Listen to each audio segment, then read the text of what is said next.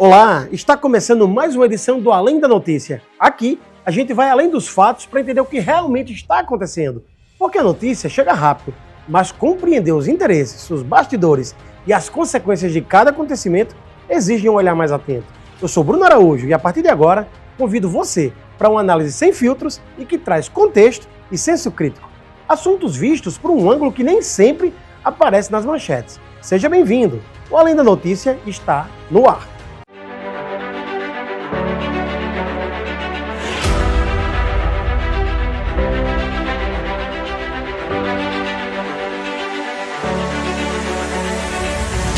O Rio Grande do Norte tem hoje quase um veículo para cada 2 pessoas.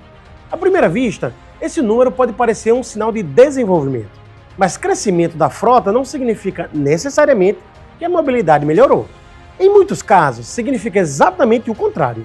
O potiguar compra um carro ou uma motocicleta porque não encontra uma alternativa eficiente. O transporte coletivo é limitado. Em Natal, por exemplo, a licitação dos transportes nunca saiu do papel. É promessa não cumprida, ao menos por enquanto, em mais uma gestão municipal. Em muitos municípios, ele simplesmente não atende às necessidades da população. E falo aqui do transporte coletivo. E o resultado? O veículo particular deixa de ser uma escolha e passa a ser uma necessidade.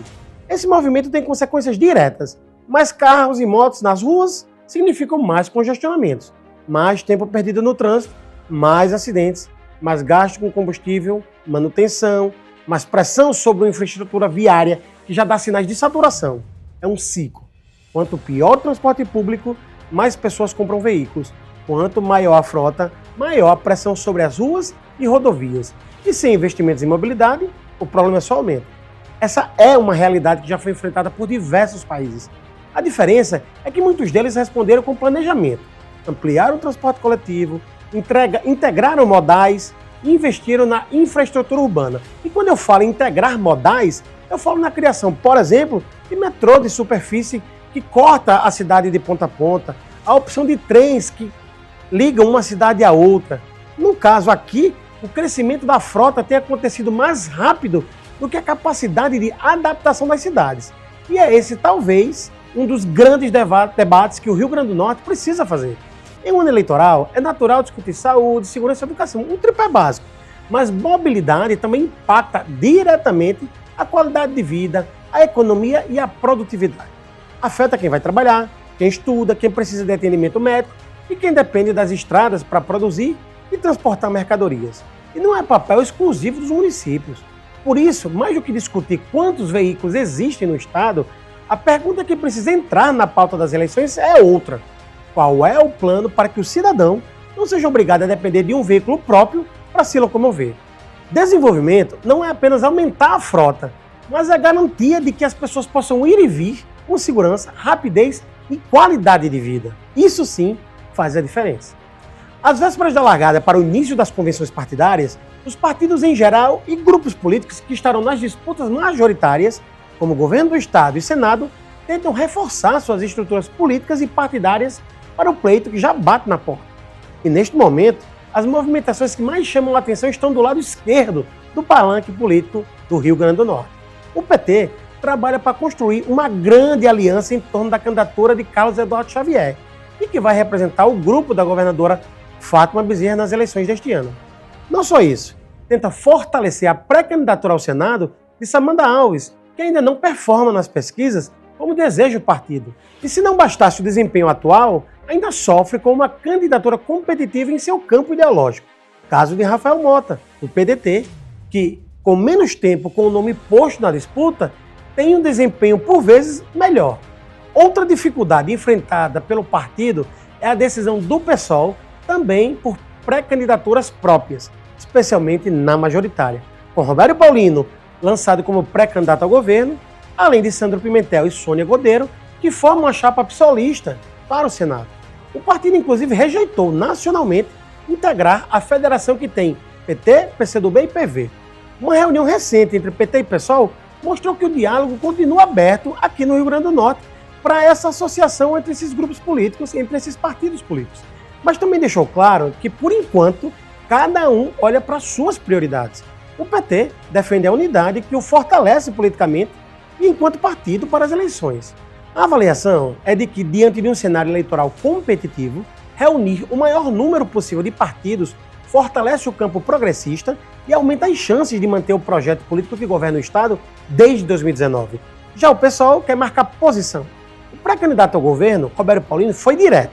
O partido pretende disputar o primeiro turno com candidatura própria, para apresentar um programa diferente, propostas que considera mais profundas para transformar o Rio Grande do Norte. Uma composição com o PT, segundo ele, poderia acontecer apenas em um eventual segundo turno. Essa posição também conversa com o cenário nacional. Embora apoie o presidente Lula, o PSOL tem buscado preservar sua identidade política. É um partido que costuma valorizar a autonomia de suas decisões e faz questão de ouvir a militância antes de definir alianças. Foi exatamente isso que reforçou o presidente estadual da Federação PSOL Rede, Sandro Pimentel, que já esteve aqui no nosso programa. Do lado do PT, a estratégia é mostrar que as diferenças não impedem uma caminhada conjunta. A presidente estadual da legenda, Samanda Alves, lembrou que PT e PSOL já atuam lado a lado em várias pautas, como a proposta do fim da jornada de trabalho na escala 6x1. Mas se há convergência nas bandeiras, por que não haveria também nas eleições? Na política, raramente algo é tão simples. Uma aliança não depende apenas da afinidade ideológica.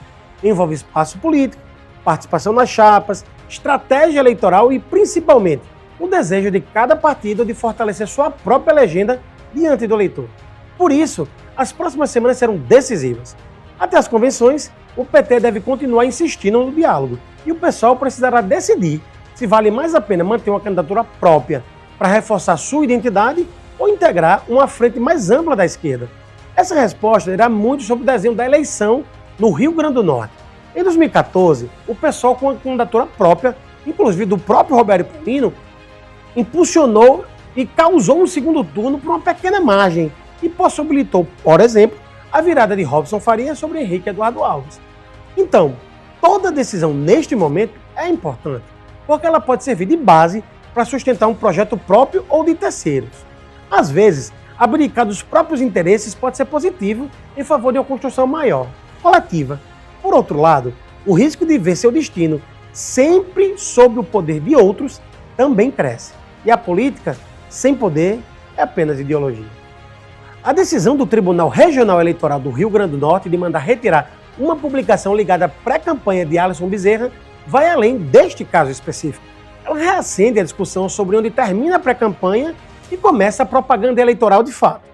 A legislação mudou nos últimos anos justamente para permitir um debate político mais amplo antes do início oficial da campanha, inclusive em razão da redução do tempo oficial para 45 dias em que é permitido o pedido de voto em si. Hoje, um pré-candidato pode dizer que pretende disputar a eleição, apresentar propostas, conceder entrevistas, fazer reuniões e até pedir apoio político. O que continua proibido é o pedido de voto. Parece simples. Na prática, nem tanto, porque nem sempre a discussão gira em torno de uma frase como "vote em mim".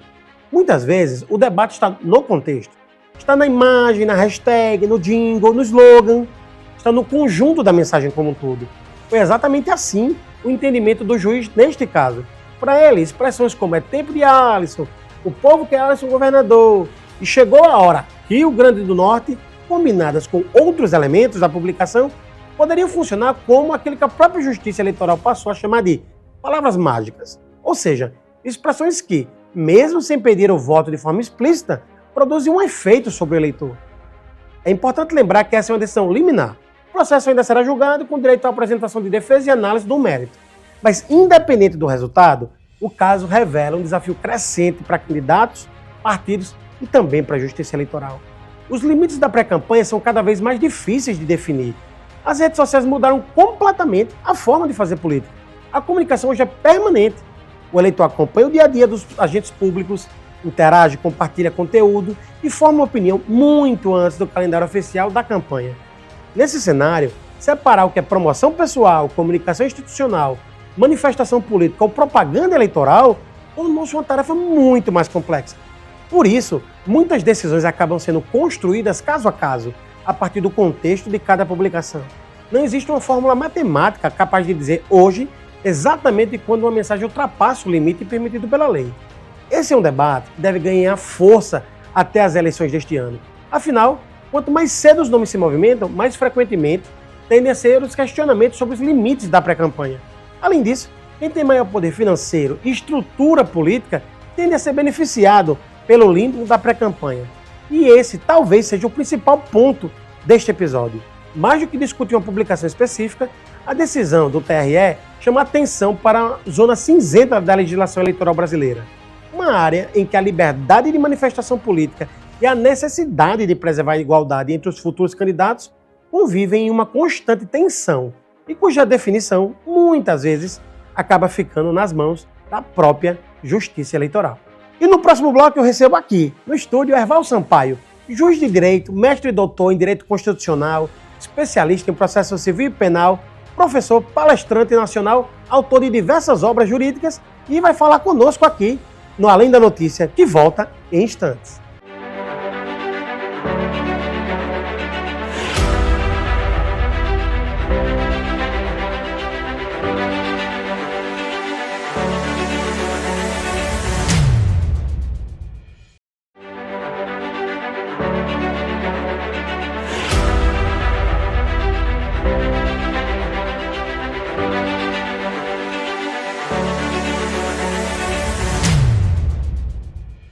Olá, estamos de volta com o programa Além da Notícia e eu recebo aqui, nos estúdios da TV Metropolitana e Trampolim, José Erval Sampaio Júnior, juiz de direito, pesquisador, professor, e escritor e palestrante. E vamos bater um papo aqui sobre diversas áreas do direito, mas especialmente sobre um desafio que os candidatos e os próprios magistrados têm enfrentado ao longo desses últimos meses, que é a pré-campanha eleitoral. Erval, seja muito bem-vindo. Alegria enorme, Bruno, que prazer. Eu quero dar um abraço a todos os telespectadores da TV Metropolitana, TV Trampolim, e o seu programa Além da Notícia, né? Você que me permita, antes da gente iniciar, para mim, é um dos jornalistas mais gabaritados, técnico, inclusive, e que principalmente sabe debater. Eu acho que o jornalismo hoje, principalmente aquele que emite opinião, tem várias espécies, ele tem que estar aberto justamente a essa divergência de ideias, de opiniões, que faz parte da democracia. Então, me permita dizer que eu sou um admirador justamente por isso, porque você dialoga, você traz os seus argumentos, você ouve os argumentos contrários e que, eu diria assim, o telespectador, o ouvinte, que tira as suas conclusões e está feito o trabalho e eu parabenizo por isso. Obrigado, Erval, pelas gentis palavras. E eu acho que a função da comunicação do jornalismo é construir e permitir que as pessoas construam o seu senso, independente de qualquer coisa. Mas antes da gente falar de direito propriamente dito, eu queria falar um pouquinho sobre você, Erval. A gente está falando aqui de um indivíduo que é juiz, palestrante, escritor, professor. Como é que você consegue dividir tantas atribuições com tantos vieses distintos ao longo de 24 horas? Verdade. E ainda brincando, e ainda metida a dançarina, né? Que eu fui porque ainda tem isso, a gente não falou, não chegou aí ainda não, mas você vai contar dessa história que você foi dançarina e vai para a bola. Mas vamos lá, realmente, Bruno, eu me vi nos 30, como diz, né? Primeiro, como juiz, que eu sou, né, há quase 28 anos, eu só posso exercer, é bom que se diga isso, a profissão de professor. E o faço, né, com 2 cargos públicos, eu me orgulho, né, de ter conseguido, né, almejar. Juiz desde 98 e professor da Universidade do Estado do Norte de 2000. Essas 2 profissões, por si só, elas já me permitem o exercício das demais. É como se fosse, assim, um efeito dominó, né?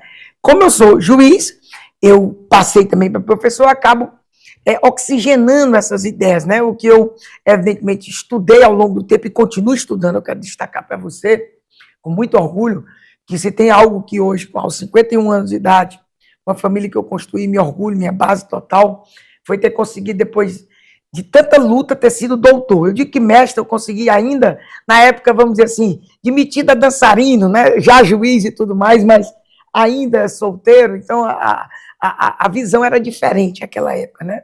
Isso em 2007 eu me tornei mestre em Direito Constitucional pela Unifor, que é a minha base, né? Eu sou de Fortaleza. Mas agora, recentemente, eu me orgulho muito, eu consegui ser doutor em Direito pela Universidade Federal do Paraná. coisa que é bem difícil, principalmente para quem é juiz. Você sabe. Em função do tempo que exige. Não, Ave Maria, são 4 anos, né? Eu brinco que, para eu ser mestre, que eu tinha 2 anos, eu fui afastado pelo tribunal. Eu, em 1 ano e meio, estava de volta, pela ansiedade que me é natural, e eu diria o estilo, e com louvor, né? Eu fui o primeiro a apresentar a época de dissertação de mestrado. Agora, tudo bem, ainda fiquei nos primeiros lugares, fui o terceiro a apresentar, mas sofri. Teve um colega meu, que eu brinco, né, torcedor do Vozão também lá, meu conterrâneo, ele foi o primeiro me dando 1 ano quase de dianteira, né? Então, mas eu ainda fui o terceiro. E não é fácil você acumular tudo isso. O doutorado é uma coisa que exige muito, né? Eu consegui me doutorar, estou até lançando 2 livros esse mês, e isso me leva, necessariamente, eu já sou chamada há muito tempo, praticamente a minha vida inteira. Eu acho que em 2002, 2003, já comecei a minha linha de palestrante. E aí, quando eu comecei a estudar esse lado que você gosta mais, que, vamos dizer assim, você é um jornalista que fala de tudo, inclusive fala muito bem também de futebol, que é outra paixão minha, mas não vamos tratar aqui, mas você talvez tenha se dedicado mais ao jornalismo político, essa parte. E algo que eu também acabei, não a política, mas o direito eleitoral acabou me puxando. Então, eu já era palestrante conhecido em processo civil, que é uma das matérias que eu tenho vários livros, né? E processo constitucional. E aí me puxou um lado, inclusive, de eu trabalhar esse direito eleitoral e, ao mesmo tempo, esse lado, vamos dizer assim, que eu chamo de conscientização de cidadania. Eu tenho um trabalho ligado, inclusive, à profissão do meu pai, eu destaquei para você, meu pai, José Evaldo, seu pai foi vereador de Fortaleza por 7 mandatos. Chegou a ser prefeito interino, né, presidente da Câmara. Então, eu nasci na vereança, é bom que se diga isso. Sim. Eu detesto, quando se faz qualquer alusão a minha, vai muito político. Eu sou até político.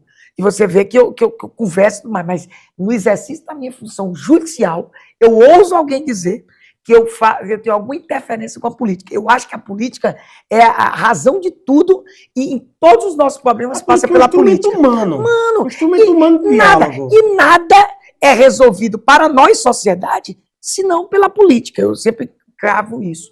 E aí, eu vou dizer, aqueles temas políticos de cidadania, de conscientização do cidadão, eu passei a ministrar, sabe? Eu passei a falar escolas.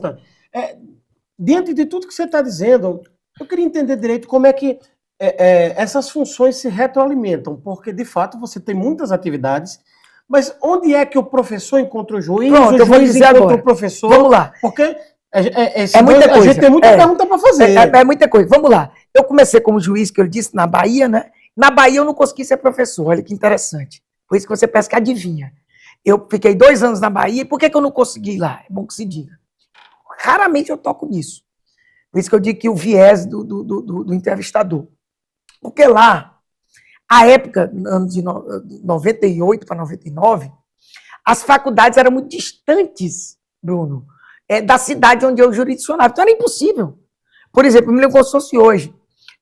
Até um promotor que, conhecidíssimo, civilista, meu amigo, veio a falecer, infelizmente, com câncer.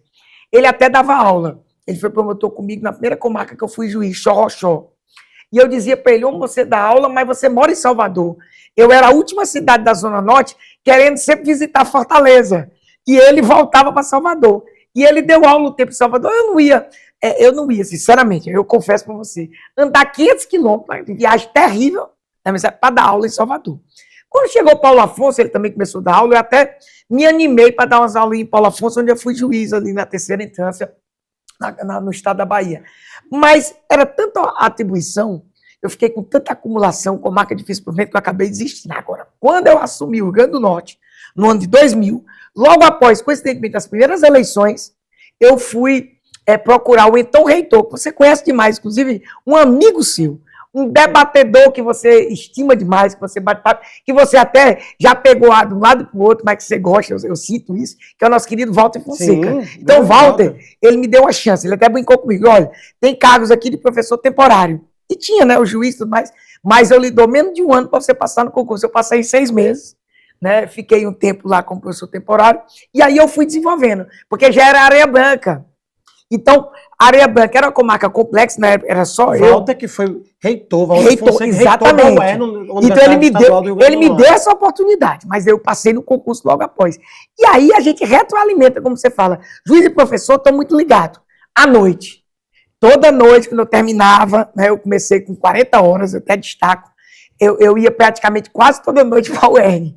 Aí, jovem, né? Confesso que hoje, depois de 8, 10 anos, eu já pedi para reduzir para 20. Porque já não aguento mais. Sim. Porque eu já estava escrevendo meus primeiros livros, aí foi onde eu comecei. Em 2004 eu lancei meu primeiro livro. São quantos lançados até hoje? É o seguinte, eu tenho que contar, porque eu sou tão desorganizado, que eu estou lançando 4 livros esse ano. Você acompanhou 2 amanhã pré-lançamento, agora dia 21 esses 2 vão ser lançados em Natal. E eu não tenho nem como colocar, que eu não tenho uma secretária para fazer isso. Para colocar lá no, como é que chama? No CAPS, né? Sim, como é que chama? Eu registro. Porque a última vez que eu atualizei ele foi quando eu fui obrigado do doutorado da Universidade Federal do Paraná. Mas entre livros e capítulos de livros eu tenho mais de 20. Eu acho que eu tenho 11. Eu tenho que contar. Meus livros mesmo, eu às vezes me perco, porque eu tenho livros menores, né? Sim. Mas livros, por exemplo, de editoras nacionais, eu tenho 8. Né? E o que esse ano mesmo, eu estou lançando 4. E um dos, talvez, não digo mais importantes, mas mais relevantes para o momento, em função da disputa eleitoral, é o que vai falar sobre pré-campanha e abuso do poder político. E aí eu queria já entrar nesse assunto, Eval, que uma das coisas que a gente mais ouve hoje é de que a justiça, ela consegue dizer de forma muito clara a única coisa que não pode, a justiça eleitoral, não pode pedir voto. Eu vou até fazer um parênteses depois sobre essa história de pedir voto. Mas aí eu questiono o seguinte, de fato, existe o instrumento da pré-campanha? Vamos lá, perfeito. Antes eu queria só dizer, realmente você foi, assim, bem cirúrgico. Dos 4 livros que eu estou lançando esse ano, o que interessa mais à sociedade, eu diria assim, o que não é só, vamos dizer assim, do mundo jurídico é esse. Eu diria que até um outro também, que é do eleitoral, me permita também fazer a divulgação, que sai agora em agosto, que é Abuso do Poder nas Eleições, 4ª edição, que você até já citou algumas vezes, eu vi não só lá com o BG, mas em outros, já vi que foram as tumultuadas eleições lá de Mossoró, né? Sim. De 2012. Mas esse livro realmente eu tenho melhorado e já vai para a 4ª edição. Agora esse, me permita dizer, esse realmente é um livro bem diferente. E é um livro que eu acho que todo mundo vai gostar. Ele já está no site da editora Juruá, uma editora, inclusive, nacional lá do Paraná, né? Primeira vez que eu lanço um livro por ela, bom que se diga. Já está no e-book, ou seja, ele já existe, está chegando para a gente aqui organizar o lançamento. E o que é que eu penso que é importante a gente começar a dizer para um amigo e amiga de casa que está entendendo? Essa danada da pré-campanha. Esse nome, inclusive, pegou, viu? Em momento nenhum na lei, essa lei mudou. Há 10 anos atrás, na realidade, vai completar 11, mas vamos falar 10 só para o número ficar na cabeça, né? Retórica. Ela mudou algo essencialmente, vamos dizer assim, importante nas eleições. Você lembra, você que acompanha há muito tempo, que o prazo da campanha era 90 dias. Isso. Tá? E a gente vivia um momento, inclusive eu já vi você comentar, de enxugamento dos gastos. Tá? Porque a gente estava naquela época que a gente sabia que o chamado Caixa 1 não era Caixa 1, que tinha um Caixa 2, 3, 4, e que já no Caixa 1, que aparecia para a Justiça Eleitoral, os gastos eram exorbitantes. E aí o pessoal disse, homem, pelo amor de Deus, vamos diminuir, vamos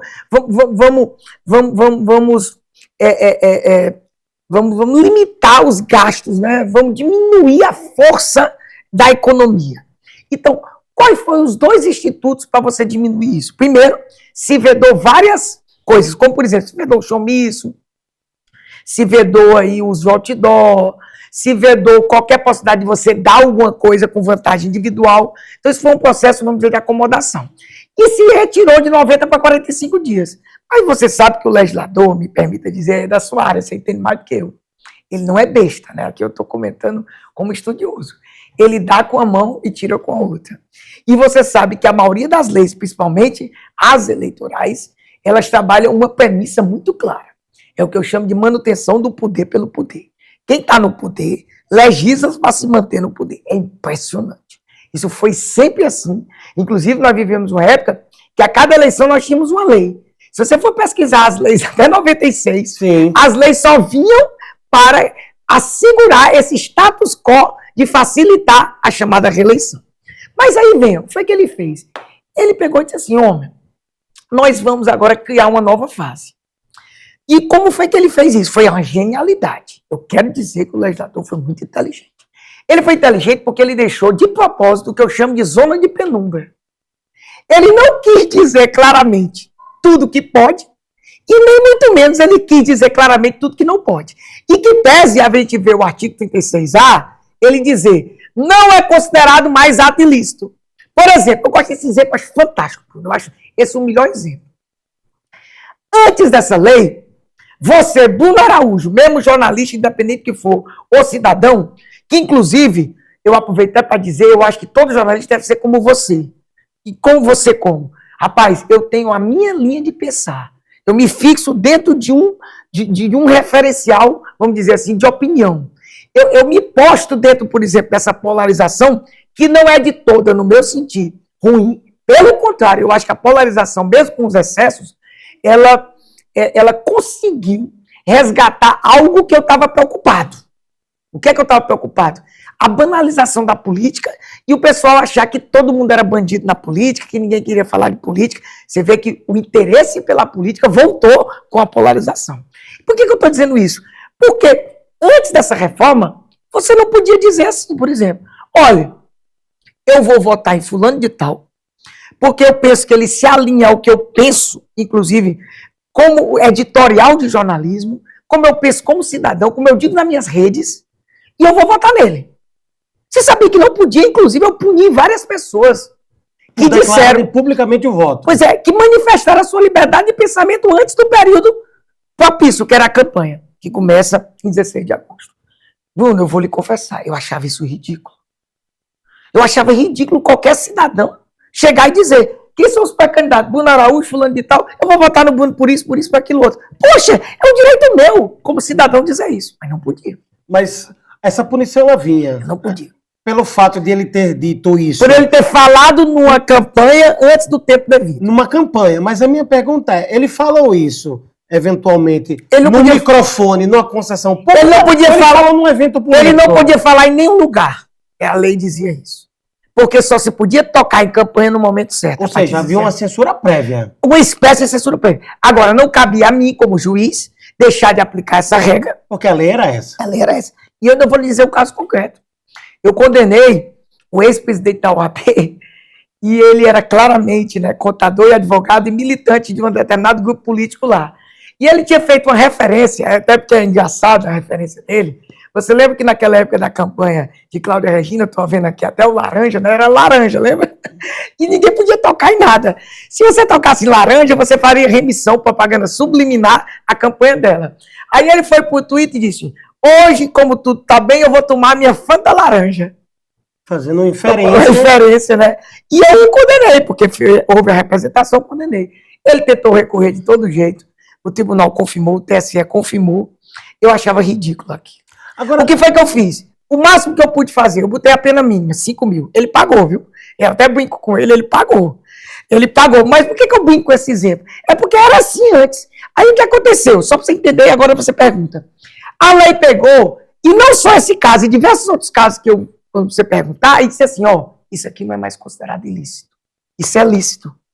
Você pode tocar na chamada candidatura e vincular e expressar sua liberdade de manifestação de pensamento na hora que você quiser, independente se começou ou não a campanha. Aí começou-se a pensar na pré-campanha, que a pré-campanha não existe na lei e só depois a resolução do TSE, que me permite um parênteses. A resolução do TSE, esses últimos anos, está podendo tudo. Inclusive inova no ordenamento jurídico. Eu, como jurista, tenho minhas reservas a isso, mas faz. A resolução do TSE tem feito tudo. A resolução do TSE impôs fidelidade partidária, você sabe. Antes era por resolução, agora que veio a lei. Então o TSE tem um poder muito grande, um poder normativo. Então, se passou a delimitar essas situações. E aí nós saímos do momento em que quase nada se podia, para se poder muita coisa. Mas é a grande pergunta que eu deixo para você, se você quiser dar. Mas em se poder muita coisa, nós podemos dizer que pode tudo? Pré-campanha é como se fosse campanha? Eis as indagações que eu trago nesse meu livro. Mas aí, uma das coisas que eu vou lhe perguntar, e você vai me responder no próximo bloco, porque a gente vai precisar ir para o intervalo comercial, é a seguinte. 15, 20 anos atrás, Erval, não existia o fenômeno, o instrumento da rede social. Perfeito. Então a campanha era feita no local, nos locais, nos territórios. Era no gogó, como se A diz, campanha, né? ela é permanente. Permanente, gostei. Tanto com o pré-candidato Perfeito. quanto com os seus militantes. E aí eu lhe pergunto, como o tribunal e a legislação vai conseguir alcançar em algum momento essa dinâmica tão veloz das redes sociais? Mas você só me responde no próximo bloco, porque o Além da Notícia vai para o intervalo e volta já já.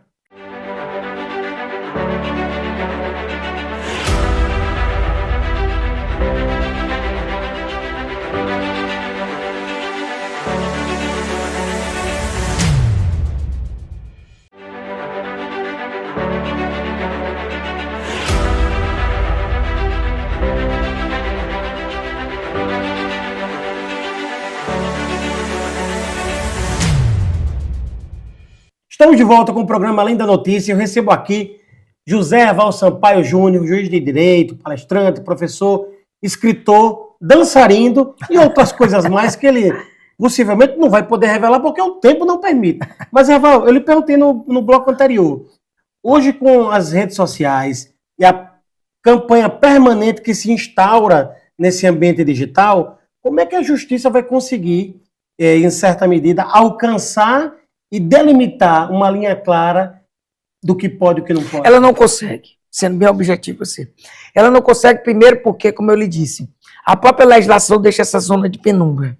Há uma dificuldade grande, por mais que o TSE tenha ao longo desses 10 anos, né, completando 11, tenha delimitado alguma coisa, isso é positivo. Meu livro diz isso.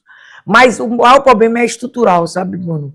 A fiscalização é muito difícil. Como você disse, antes já era difícil você fiscalizar nas ruas. Já fiscalizar, vamos dizer assim, nos comícios e tudo mais. Imagine você transportar tudo isso, como você disse, 24 horas.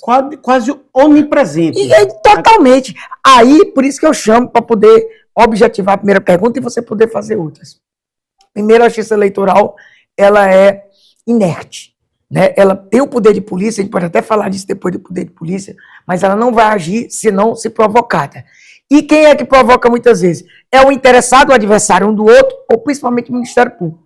Muito que se acusa a justiça, com todo o respeito que eu tenho, muitas vezes é por inércia do próprio Ministério Público.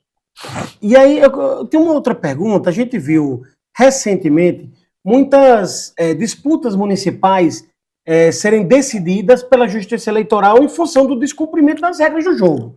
Em alguns casos, a gente viu os prefeitos eleitos serem afastados por isso. Em outros casos, a gente vê as questões elas perdurarem sem o avanço de fato do julgamento. A gente teve diversos prefeitos afastados e, por exemplo, aqui em Natal houve um processo recente de investigação em que se fala do abuso de poder político durante as eleições com o ex-prefeito Álvaro Dias, que teria favorecido Paulinho Freire. Mas, sem tratar de caso específico, por que em algumas situações os processos andam muito rápido e em outras, relativamente semelhantes, andam tão devagar? O que é que faz a justiça, em algumas situações, atuar de formas distintas, não no objeto, mas no trâmite em si? Se eu pudesse escolher, eu dizia, essa pergunta é bem complexa, não é difícil. Veja bem, não tem justificativa, não. Com todo o respeito que eu tenho, né? E aqui nós não estamos a comentar nenhum caso concreto, como você muito bem formulou.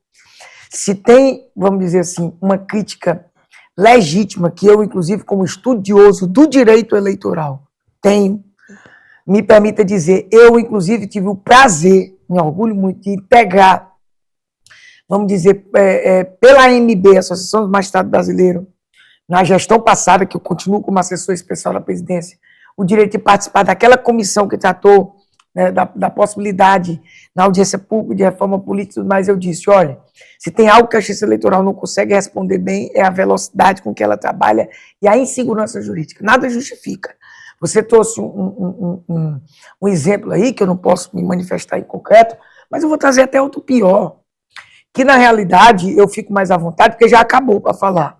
Poxa, nós tivemos deputado federal que ficou no curso do mandato inteiro, enquanto o outro, que tinha sido de fato eleito pelo povo, ao longo de todo o mandato não conseguiu comprovar se sua tese era verdadeira ou não. Não estou dizendo que o deputado que ficou por força da decisão da justiça estava certo ou errado e o outro estava certo. Não. Ela vai dizer da decisão. Da decisão, meu amigo, não justifica. Eu não vou dar um outro exemplo meu para complicar. Baraúna.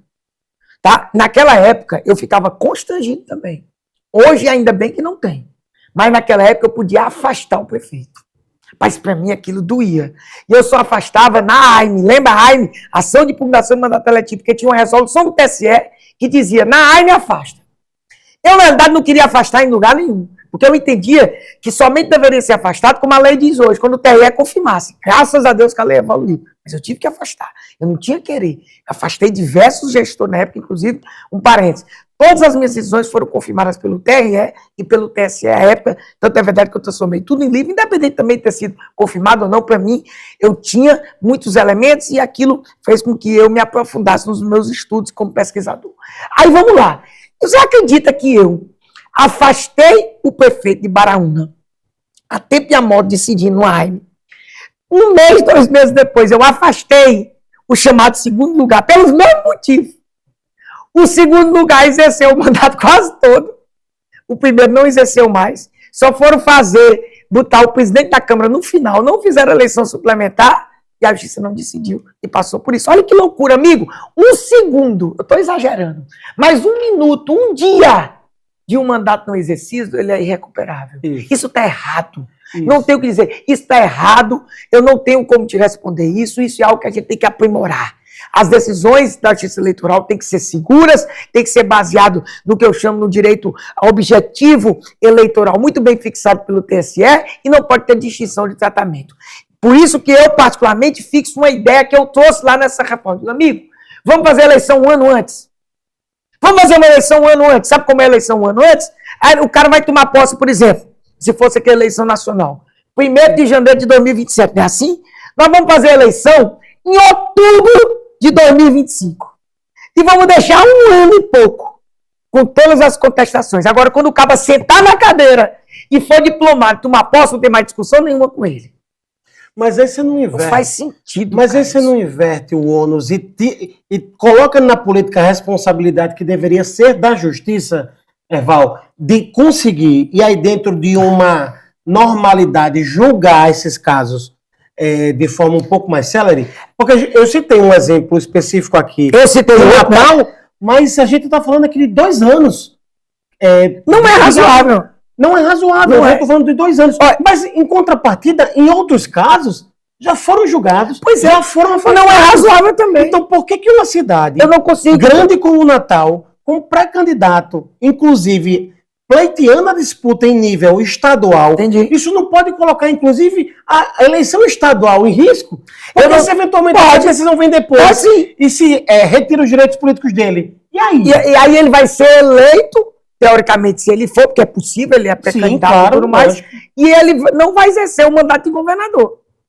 Né? Eu não estou falando você tem uma insegurança jurídica. Não é total, é isso que eu disse. Total. Por isso que quando eu dei a regra de você trabalhar com a eleição 1 ano antes... resolver isso? Quem é que conseguiria... Primeiro, o legislador.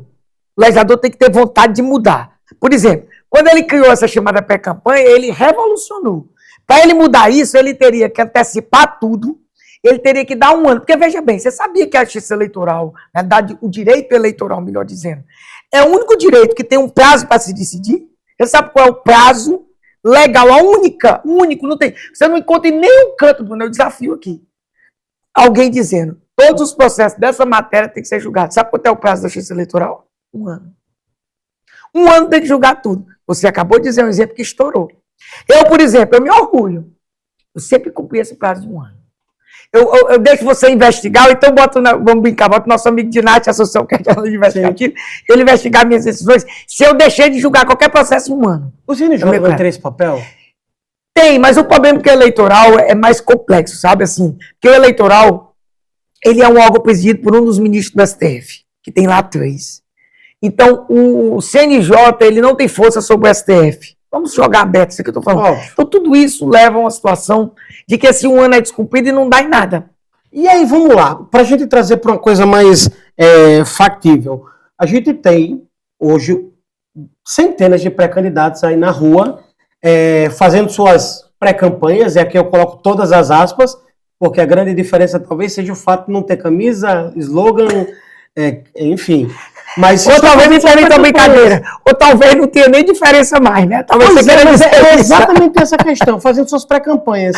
Mas eu imagino que deve ter algumas coisas que podem ser evitadas, que talvez sejam aquelas mais óbvias. E aí, a título de contribuição para essa nossa audiência, o que é que esses pré-candidatos deveriam evitar? O que é que é mais claro, mais óbvio, mais material? Vamos lá. Primeira coisa que eu digo de plano, né? Você até brincou aí no começo, dizendo, talvez uma coisa muito objetiva e que a lei disse é não poder pedir voto. Eu vou fazer minha ressalva. E aí você vai dizer, poxa, Eval está sendo contraditório, porque Eval, talvez ele seja um pouco, vamos dizer, ligado a muita restrição. Eu ouso dizer que ele pode pedir voto na pré-campanha. O que a legislação disse foi que ele não pode pedir voto de forma explícita. Então, por exemplo, eu até brinquei, se eu um dia deixar de ser juiz, vamos até combinar na sua área, eu vou lançar um curso de como os pré-candidatos, se a legislação for mantida, eles podem pedir voto sem pedir voto, ou seja, pedir voto de forma implícita, que não é proibido, sem ferir a legislação. Você vê como é complexo. O legislador deixou isso. O legislador disse, veja, pedir voto explícito. Por outro lado, ele disse, não pode pedir voto explícito, mas pode fazer pedido de apoio político. É complicado você entender. Como é esse pedir apoio político? Vou lhe dizer.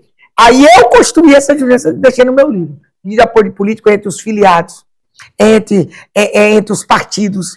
É aquele apoio natural para você conseguir ser candidato. Porque você sabe, tudo bem, a gente sabe que quem manda no partido é o coronel ou o dono, ainda existe isso, você sabe. Você sabe que não tem convenção.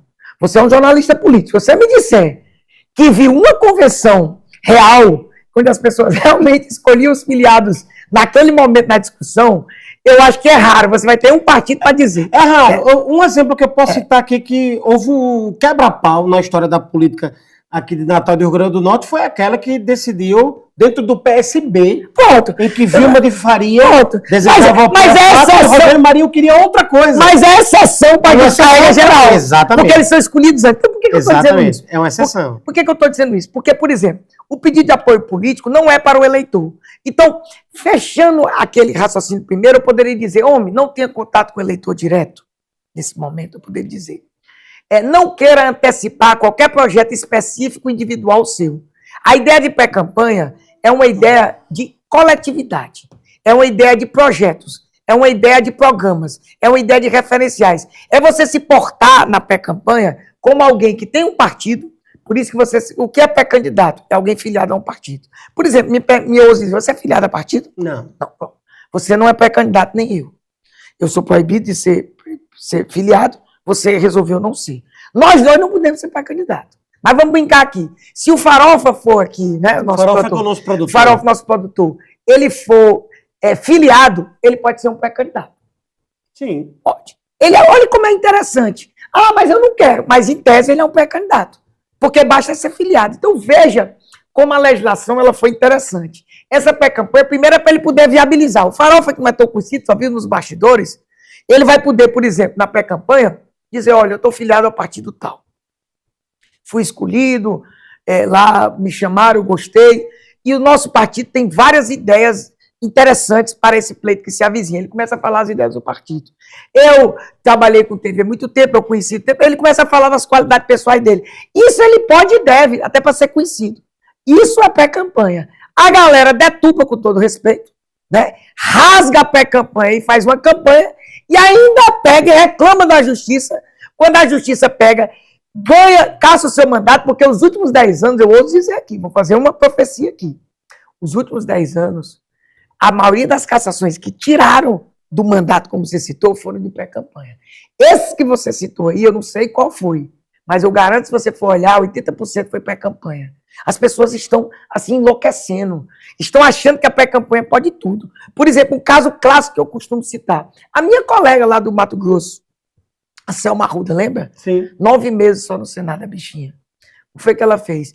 Ela entendeu que a pré-campanha era uma campanha, precisava ser conhecida, diferente do Moro, que o Moro era extremamente conhecido, Sim. você vê o caso dos dois. Eu acho que até você citou na época, não vamos comparar, não. E ela gastou 1.800.000 num momento que não pode, não tem controle da justiça eleitoral em nada, meus Você amigos. não tem prestação de conta, não você tem não nada. como, então... E como é que ela gastou 1.800.000? Pois é. Foi condenada por abuso de poder político. Val, a nossa entrevista está chegando ao fim. É uma entrevista muito... Eu fui mais objetiva. Não, muito completa. E que eu tenho que voltar. Ser ainda mais, você vai ter que voltar, voltar, porque o tempo é curto para um assunto tão diverso e tão vasto. Mas eu vou lhe perguntar para a gente encerrar o seguinte: a gente está vivendo talvez um dos momentos mais transformadores desse avanço tecnológico recente. Deepfake, inteligência artificial, produção automatizada de conteúdo. E a justiça eleitoral, em muitas situações, ela sofre com pouco pessoal capacitado para fazer esse tipo de trabalho e talvez até com poucos instrumentos tecnológicos para realizar esse trabalho. A justiça eleitoral vai ser capaz de conter uma eventual onda do uso indevido desse tipo de material? Vai não. Nós estamos se qualificando, eu mesmo tive vários cursos, participei de um curso semana passada, os servidores estão se qualificando, mas como você muito bem colocou, é uma vastidão muito grande, é um mundo, inclusive, muito grande a ser explorado. Essas deepfake por si só, por exemplo, né, que é a IA generativa de criação, Ave Maria, ela é assim, antes você gastava milhões, vamos dizer assim, para você produzir uma espécie de deepfake, né, uma fofoca que tivesse repercussão eleitoral e que você sempre soube, você jornalista político, que a famosa fofoca, criada no momento certo, no tempo certo, criava fatos irreversíveis. Eleitoralmente falando, politicamente falando. Inclusive que mexiam nas pesquisas, que é outro problema grande, você sabe que eu tenho batido demais nas pesquisas, as pesquisas têm sido usadas como instrumento de marketing, como instrumento de indução, está errado, depois vamos voltar para falar sobre isso. E aí eu ouso dizer, meu amigo Bruno Araújo, esses usos tecnológicos e tudo isso que pode ser feito para deturpar e para, principalmente, induzir o eleitor e confundir, tirar dele a possibilidade livre e soberana dele escolher realmente com informações verdadeiras, produz algo que a justiça eleitoral passa longe de conseguir resolver. Eu ouso dizer, meu amigo e amiga que escuta, danos irreversíveis e impossíveis de serem, eu diria assim, reparados a tempo e a modo. Ou seja, você sabe nessa polarização louca, produzido uma deepfake, produzido uma espécie daqueles chats não rotulados, enfim, toda essa vastidão tecnológica.